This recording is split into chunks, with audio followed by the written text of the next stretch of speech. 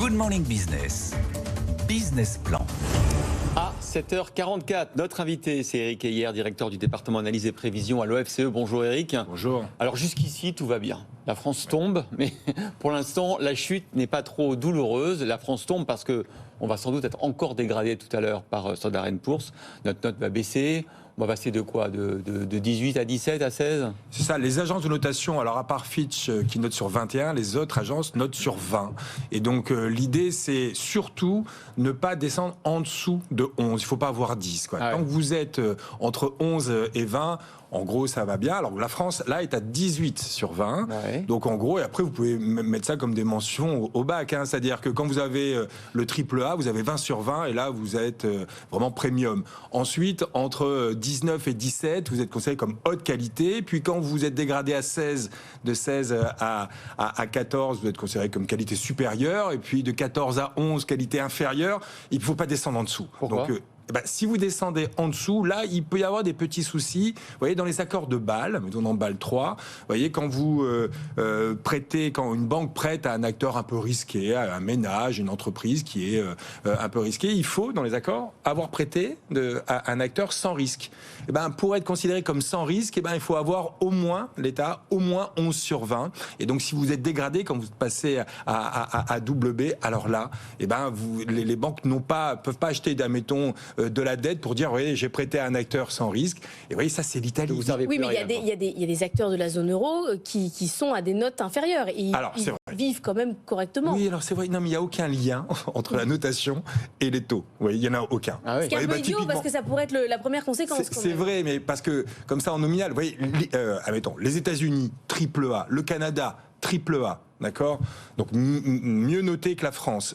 Ils ont des taux d'intérêt au-dessus de la France. Vous voyez, donc, en gros, mais ça, Jean-Marc Daniel, qui est toujours sur ce plateau, sans doute le dirait, en gros, normalement, les taux d'intérêt à 10 ans, ça doit refléter ce qu'on appelle l'inflation plus la croissance économique. D'accord ? Et donc, normalement, le R est égal au G, donc le taux d'intérêt est égal à la croissance nominale.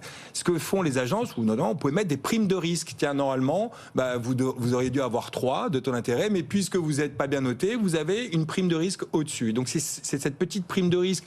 Mais sincèrement, les agences de notation n'ont aucun lien parce que, vous voyez, il faut quand même aussi rappeler une chose, les agences de notation ne sont pas payées pour noter les États. Parce qu'elles sont payées, elles, pour noter les boîtes, les entreprises, pour guider les particuliers sur est-ce que c'est risqué ou pas d'aller dans cette entreprise ou pas. Mais si ça n'a pas de conséquences sur le taux d'intérêt et le coût de la dette, est-ce que c'est pas parce qu'on est dans l'euro ? Est-ce qu'on peut pas dire merci l'euro ?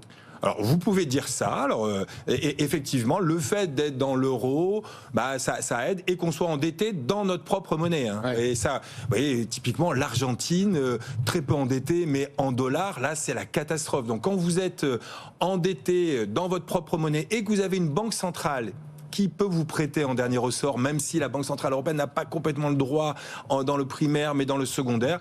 En gros, c'est ça qui assure des taux d'intérêt un peu plus bas qu'ailleurs. Mais ça en a eu des conséquences à un moment, des dégradations. Non, jamais ça a eu un impact sur le taux, même au moment de la pire crise des taux. Non, c'est pas les agences. Vous voyez, on a perdu notre triple A.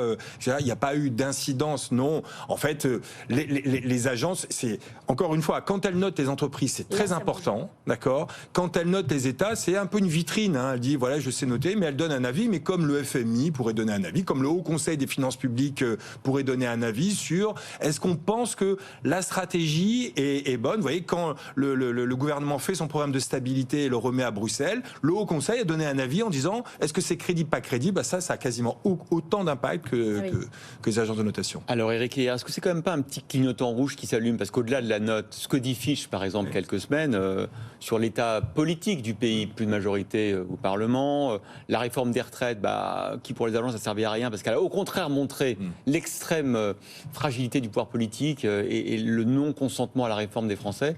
Est-ce que ça, c'est pas quand même inquiétant, le niveau de la dette ? Je sais que vous êtes un keynésien, que la dette, c'est formidable, mais quand même, là, est-ce qu'on n'est pas un peu au taquet ?